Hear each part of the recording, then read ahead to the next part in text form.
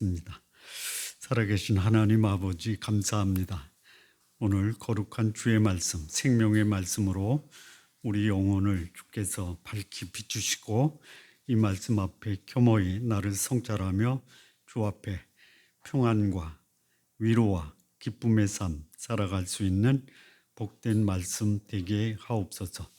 예수님의 이름으로 기도합니다. 아멘.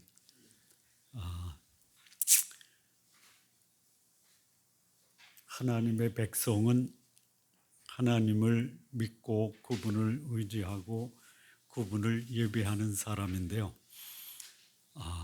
하나님의 사람들의 이 고질적인 문제, 그리고 그 고질적인 문제는 역사적으로 지속돼서 하나님의 사람들에게 나타나고 있었습니다. 그게 뭐냐? 하나님을 믿는 사람이 아주 일상적으로 하나님을 외면하고 하나님을 버리고 산다라는,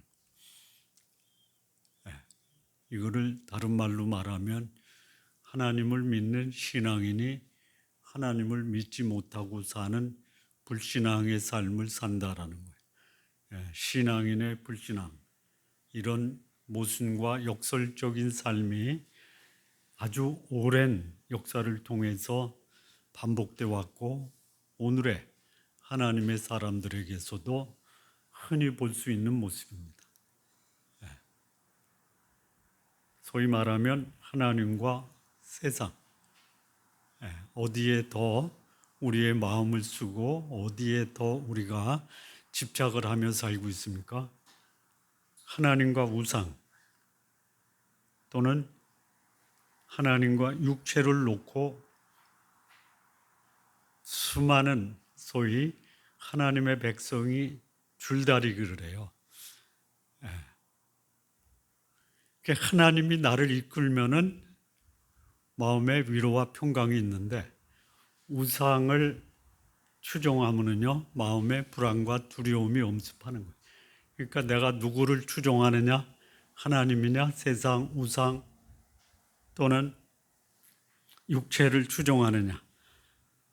평안이냐? 불안이냐? 이 차이는 내가 추종하는 것이 내 마음에 갖다 주는 거예요.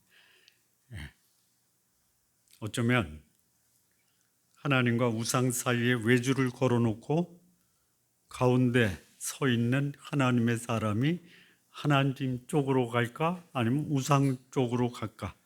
머뭇거리는 것이 어쩌면 하나님의 사람들이 오늘 이 세상을 살아가는 모습이 아닌가라는 생각이 듭니다. 이 역사는 꽤 오래됐습니다. 아주 오래됐어요.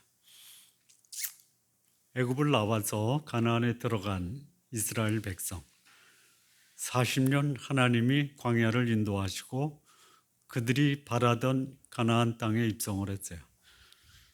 그리고 그 입성한 후에 여호수아가 세상을 떠나면서 그가 마지막으로 남긴 마지막 고별 설교에서 마지막으로 남긴 그의 유언과도 같은 말씀이 있습니다. 여호수아 24장 15절인데요. 만일 여호와를 섬기는 것이 너희에게 좋지 않게 보이거든 너희 조상들이 강 저쪽에서 섬겼던 신들이든지 또는 너희가 거주하는 땅에 있는 아모리 족속의 신이든지 너희가 섬길 자를 오늘 택하라. 오직 나와 내 집은 여호와를 섬기겠노라. 하나님의 인도하심,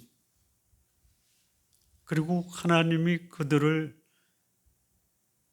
가나안까지 인도하셔서 거기에 정착하게 하신 하나님이 있는데 이 말씀을 남긴 것은 수많은 이스라엘 백성이 하나님이 약속하신 족각거리 흐르는 풍성한 땅에 와서도 그들이 누구를 택했냐? 강 저편에서 그 조상 아브라함이 하나님의 부름을 받고 가나안에 오기 전에 섬겼던 그 갈대아의 신을 섬기든지 아니면 가나안에 들어와서 아모리 사람들의 신을 섬겼다라는 거예요. 예. 근데 이때 여호수아는 이렇게 얘기합니다. 나와 내 집은 여호와만 섬기겠다. 그 둘 사이에서 주저하면서 머뭇거리면서 세상으로 갈까 하나님께로 갈까 머뭇거리고 있다라는 거예요. 이것뿐만이 아니에요. 세월이 흐릅니다. 엘리야 시대예요.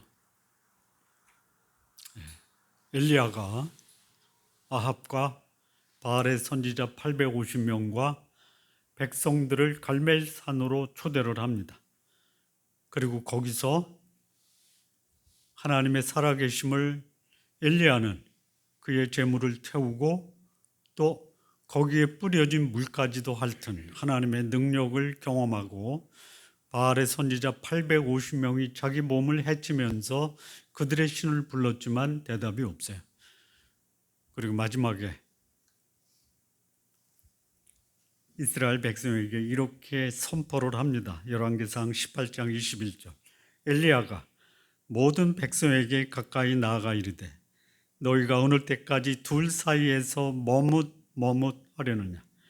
여호와가 만일 하나님이면 그를 따르고 바알이 만일 하나님이면 그를 따르니라 하니 백성이 말 한마디도 대답하지 아니하는지라. 하나님의 백성이 하나님과 바알, 하나님과 세상 사이에서 머뭇거리면서 이리도 못 가고 저리도 못 가고 자기 유리한 대로 생각을 하면서 하나님이 자기한테 유리하면 하나님을 택하고 하나님을 택하다가 우상이 자기의 욕망을 충족시키면 우상을 택하는 모습이 하나님의 백성들의 모습이에요.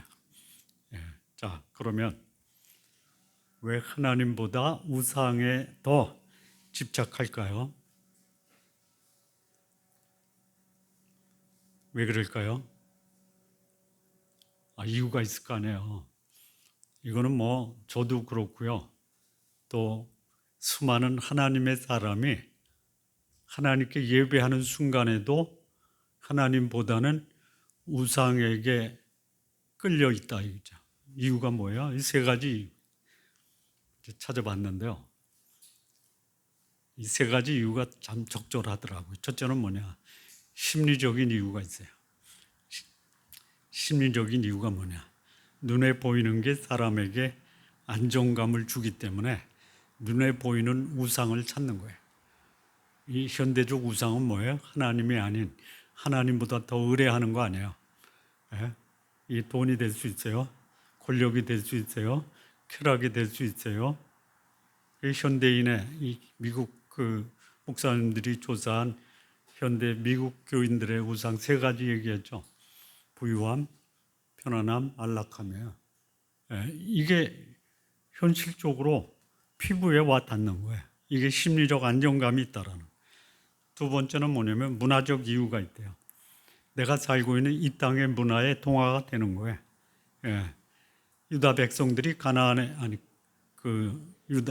땅에서 바벨론에 잡혀갔을 때 바벨론의 문화에 동화가 된 거예요.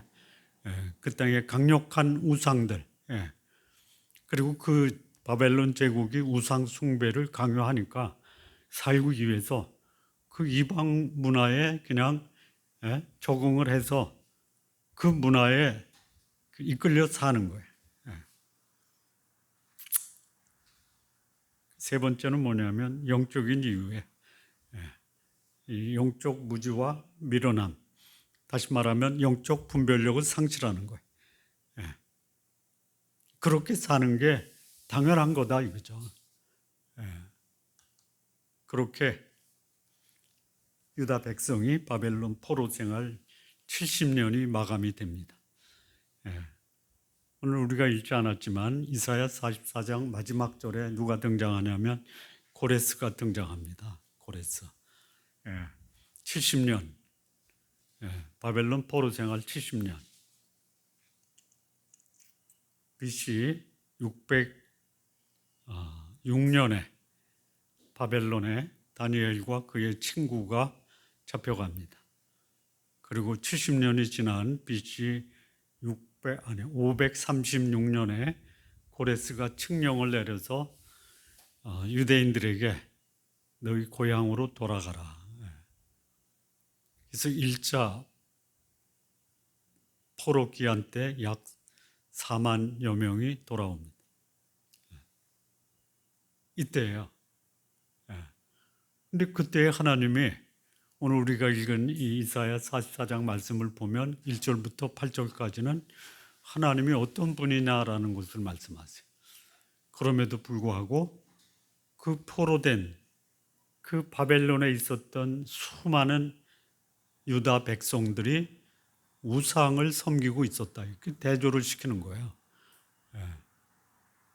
그래서 이 말씀이 우리에게 주는 교훈이 뭐냐? 70년 동안 하나님이 바벨론 생활하면서 여전히 하나님은 그들의 하나님이고 그들을 거기서 보호하셨고 하나님은 그들을 마침내 그들이 소망하는 바벨론에서 가나안으로 귀환시키겠다. 그런데 이 우상에 대한 미련과 집착을 버리지 못하고 여전히 우상을 섬기는 유대인들이 있었어요. 그래서 하나님이 여기 유다 백성들에게 하나님을 택할 것이냐 아니면 우상을 택할 것이냐, 너희가 알고 있는 하나님이 어떤 하나님인지를 아느냐, 그리고 너희가 따르고 섬기고 집착하는 우상이 누구인지를 아느냐, 그 말씀을 교훈하는 거예요. 오늘 우리에게도 하나님은 이 시대에 너희가 믿는 하나님이 어떤 하나님인지를 좀 제대로 알아라. 그리고 너희가 붙들고 잡고 또 그것을 추종하는 세상과 우상이 어떤 존재인지를 좀 알아라 이거예요.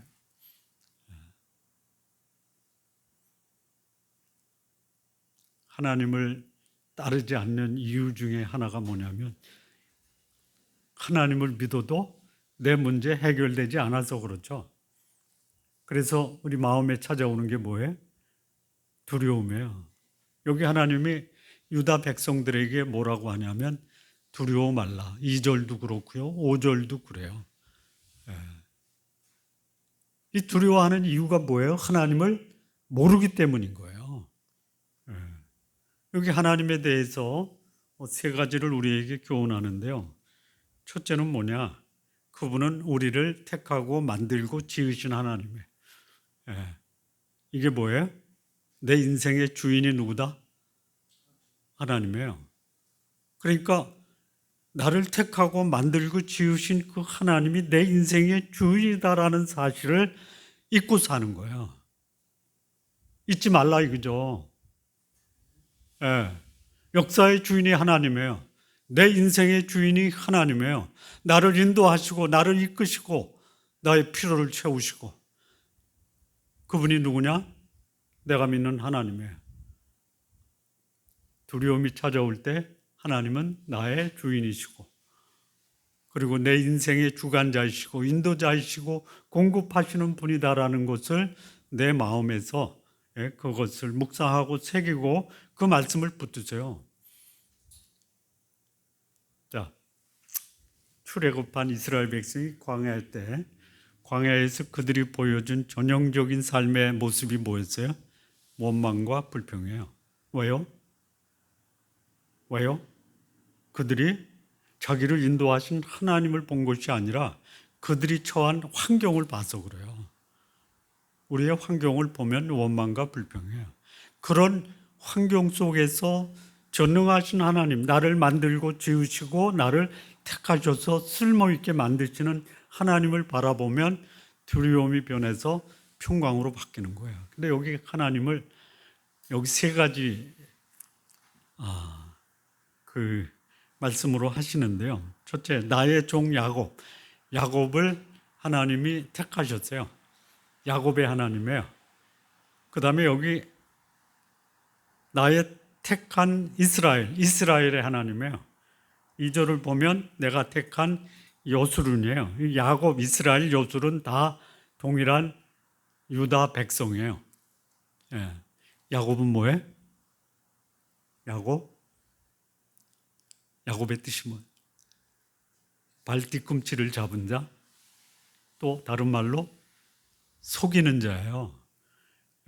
근데 그걸 누가 택했어요? 누가 택하셨어요? 하나님이 택하셨어요. 나의 종으로 택하셨어요. 쓸모있는 자로 만드시겠다. 과거에는 내가 어땠어요?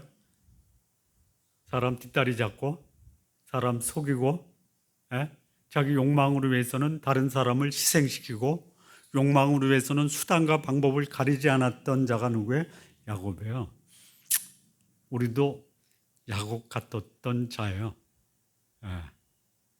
나를 하나님의 일꾼으로 쓰시겠대요. 그래서 하나님이 쓰시겠다라고 이제 하시니까 야곱이 어디죠? 거기 하란 땅에서 다시 가나안 땅으로 돌아와요. 돌아올 때 보니까 거기서 누가 기다려요? 에서가 기다려. 장자권, 축복권을 다 뺏고 도망갔던. 여러분, 다른 사람 발 뒤꿈치 잡고 속이는 자는 그의 인생이 어떻게 돼요? 도망자 신세가 되는 거야. 그런데 저쪽에서 이제 또 속이고, 자기 외삼촌 라반을 속이고 자식들하고 부인들을 데리고 다시 가나안으로 귀환하잖아. 돌아갈 수도 없어요. 가자니 거기 누가 기다려요? 형 에서가 기다리는 거예요. 그래서 야복강 나루토에서 야곱이 한 사람을 만나서 씨름해요. 축복 안 해주시면 나 안 가겠다. 그래서 그 한 사람이 누구냐? 하나님이 날이 밝은데도 안 놔주니까 야곱의 한독배를 쳐서 소위 떨뚝거리게 하잖아요. 그래도 안 노니까 하나님이 어떻게 해요? 졌다. 내 이름을 야곱에서 이스라엘로 바꿔주겠다. 여러분, 이스라엘의 뜻은 하나님과 겨루어 이겼다라는 거죠. 근데 또 다른 뜻이 있어요. 이건 별로 우리가 익숙하지 않은 건데요. 이스라엘의 뜻이요, 하나님의 왕자라는 뜻이 있고요. 또 하나는 뭐냐면 하나님의 통치자라는 뜻도 있어요. 속이고 사람들 뒤꿈치 잡고 수단과 목적을 가리지 않고 자기의 그 욕망을 충족시키는 자를 하나님이 뭘로 바꿔줘요? 하나님의 왕자, 하나님의 통치자, 하나님과 싸워서 이긴 자로 바꿔주세요. 이렇게 하나님이 유다 백성의 그 인생을 바꿔가세요. 그리고 나중에는 여수룬이라는 이름으로 바꿔줘요.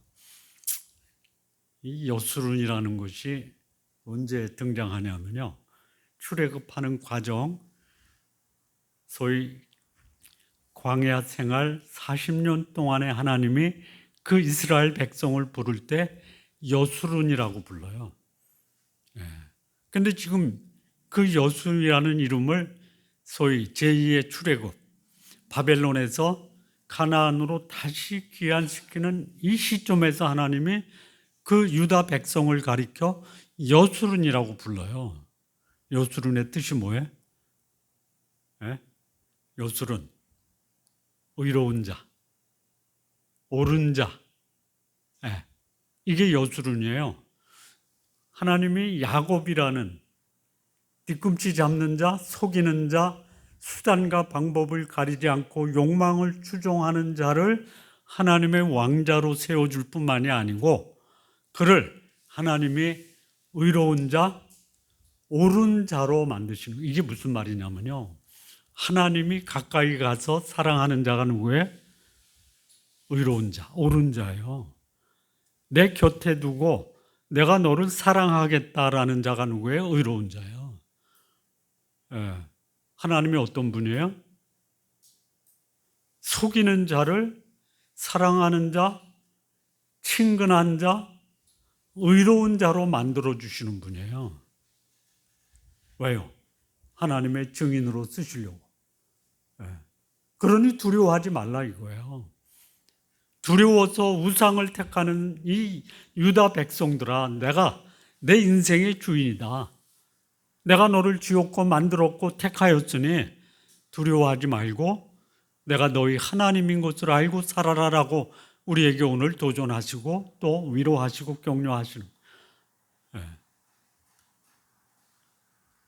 자, 두 번째는요. 하나님은 어떤 분이시냐? 여기 3절에서 5절 보면요.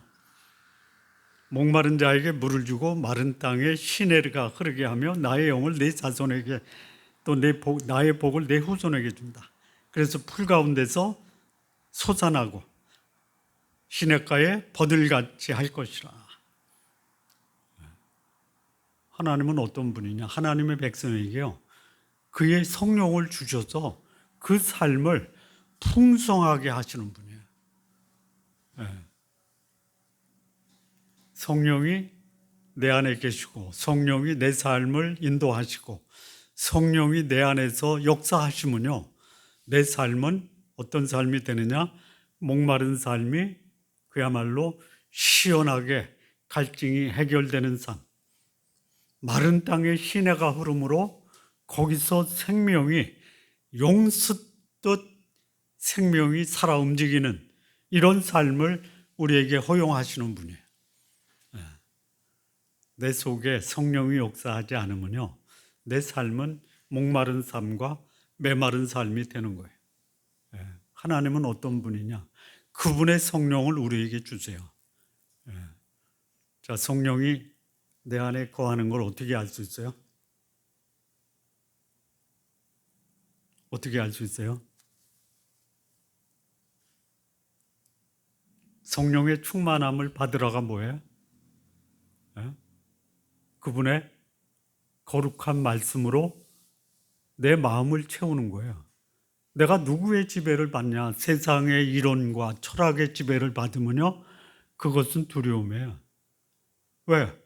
철학이 말하는 그 조건을 내가 충족하지 못하잖아요.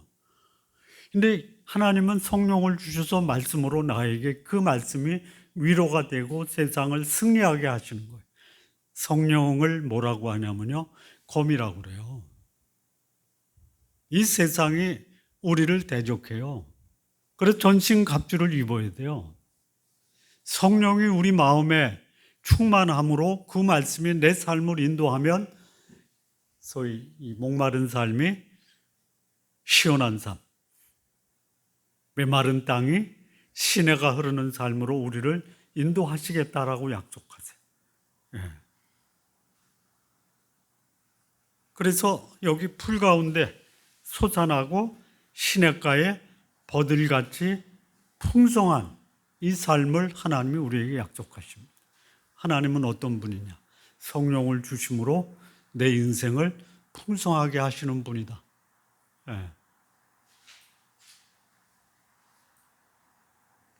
그거 경험하시면서 사시기를 바랍니다. 그걸 경험한 사람들은 뭐라고 고백하냐면요. 5절에 보면 한 사람, 어떤 사람이 나는 여호와께 속했다. 또 어떤 사람, 야곱의 이름으로 자기를 부를 것이다. 야곱은 속이는 자가 아니고요. 이 속이는 자를 하나님이 의롭고 친근한 자로 만들어 주신다 이거죠. 또 다른 사람, 내가 여호와께 속하였기 때문에 내가 손으로 기록하고 이스라엘의 이름으로 존귀 여김을 받으리라. 이런 고백을 할 수 있어요. 누가요? 성령이 그 사람의 삶을 인도함으로 풍성한 삶을 누리는 그 사람은 하나님의 이름으로 나는 존귀 여김을 받았다라고 고백할 수 있는. 자, 그 다음에 세 번째, 하나님은 어떤 하나님이냐? 여기 6절에서 8절 보면요. 이스라엘의 왕인 여호와, 이스라엘의 구원자인 만군의 여호와가 이같이 말하노라.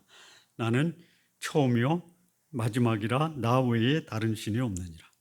여기 보면 처음이자 마지막, 이거는 뭐예요? 영원하신 분이에요.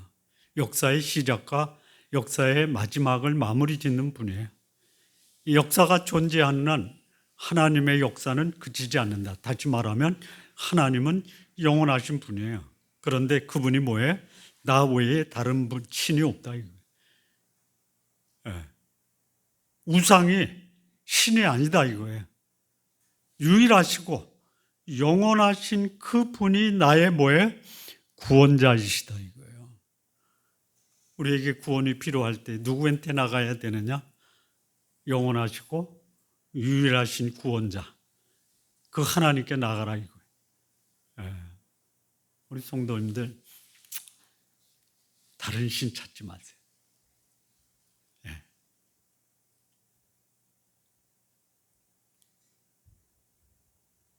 찾지 마세요. 나 외에 다른 신이 없어요. 다른 신이라고 한다면요, 어떤 신이냐면요, 소위 말하는 어둠의 영이 있어요. 또 미혹의 영이 있어요. 또 참소, 내 삶을 찔러대는 영도 있어요. 또 어떤 영이 있냐면요, 거짓말하는 영이 있어요. 이게 뭐예요? 마귀예요. 그의 졸개들이에요. 사단의 계계를 능히 대적하기 위해서 거룩한 영의 인도함을 받죠.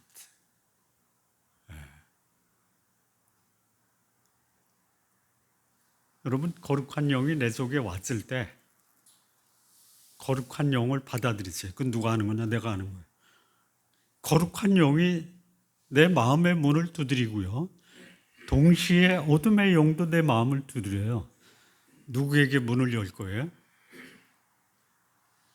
내가 문을 열어주는 영이 내 속에서 나를 주장하는 거예요.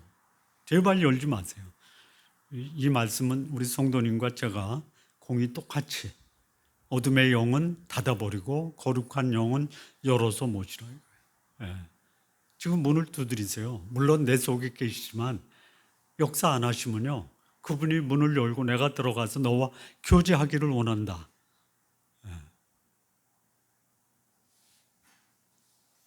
자, 그런데 여기 이제 유다 백성, 하나님의 백성이요, 이 거룩한 하나님이 아닌 허무한 우상을 택하려고 그래요. 자, 이 우상은 어떤 존재냐? 9절부터 13절 보면요, 한번 여기 읽으면서요, 우리 성경 가지고 계시면, 아니면 여기 화면에 나오는 거 거기 보면요, 이 우상이 어떤 존재인가를 한번 보세요. 우상을 만드는 자는 다 허망하다. 다 허망해요. 허망하다가 뭐예요? 뭔가 있는가를 까봤더니 비었어요.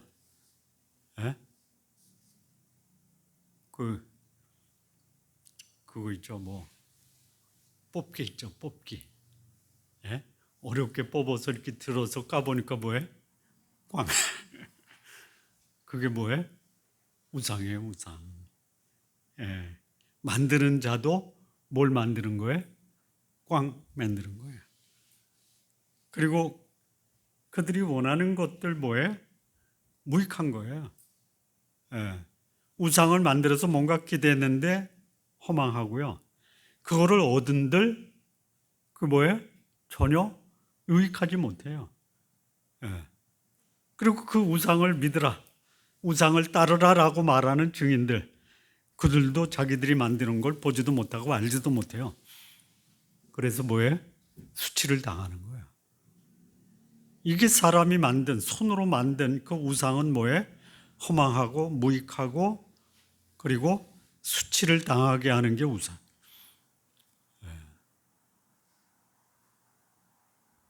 우상은 어떤 존재냐? 사막의 신기루와 같은 존재예요. 있는 것 같아요. 찾아가서요, 그 물이에요. 그래서 마셨어요. 뭐예요? 모래예요, 모래. 그래서 여기 10절에 보면 신상을 만들며 무익한 우상을 부어 만드는 자가 누구냐? 보라, 그와 같은 무리들이 다 수치를 당할 것이라. 대장장이들은 사람일 뿐이라 그들이 다 모여서서 두려워하며 함께 수치를 당할 것이니라. 하나님을 믿는 자는 하나님이 두려워하지 않게 하세요. 그런데요, 우상을 섬기는 자는 이 우상이 어떻게 해요? 그 우상을 섬기는 자들을 두려워하게 만드는 거예요.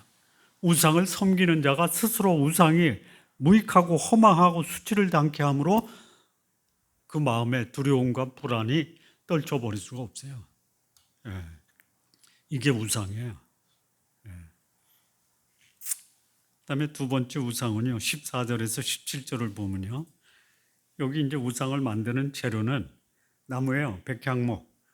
이 디르사 나무 이거는 이 어떤 종류인지는 구체적으로 모르는데 이런 나무가 있었나 봐요. 이거를 뭐 산에서 자라는 삼나무래요. 그 정도밖에 안 나와요. 상수리, 숲의 나무들 가운데 자기를 위해 한 나무를 정해서 나무를 심고 비를 맞고 자라게 해요. 왜요? 그거 가지고 우상을 만들려고요.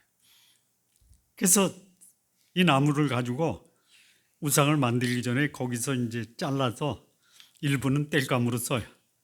그래서 그거를 몸을 덮게도 하고 그거를 불로 피워서 떡을 굽기도 하고요.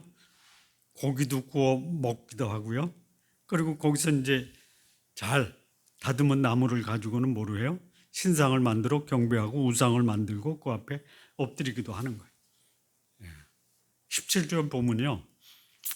땔감, 그 다음에 그 음식 만드는 그 불, 그 다음에 몸을 따뜻게 하는 그 땔감으로 쓰고 따뜻하다 하면서 17절에 그 나머지로 신상 곧 자기 우상을 만들고 그 앞에 엎드려 경배하며 그것들에게 기도하며 이르기를 너는 나의 신이니 나를 구원하라 하는도다.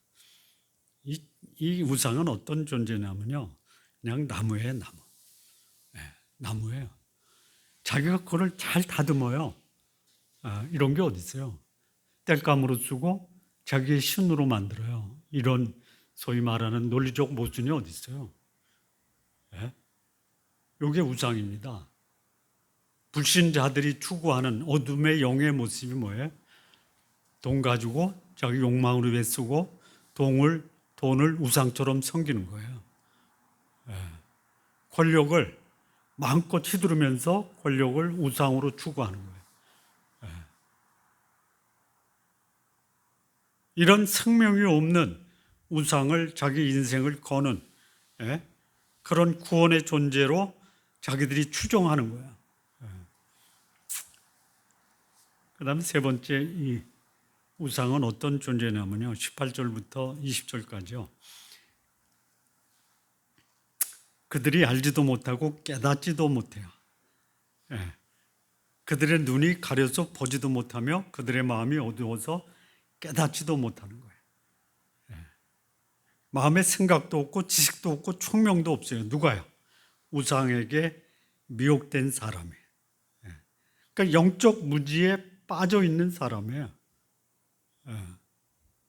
영적 무지에 빠져 있는 인간을 누가 미혹하느냐? 우상이 미혹해요. 여러분, 우상의 미혹이 강력합니다. 우상이 미혹할 때 그 미혹에 빠진 사람이 미혹에 넘어가는 이유가 뭐예요?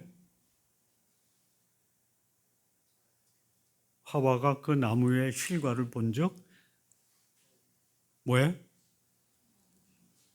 보암직, 먹음직, 지혜롭게 할 만큼 탐스러워요. 예수님을 유혹했던 시험하는 자가 예수님께 세 가지로 유혹하잖아요. 돌을 명해서 떡덩이가 되게 하라. 뛰어내려라. 그러면 천사들이 와서 네 발이 땅에 닿기 전에 받들리라.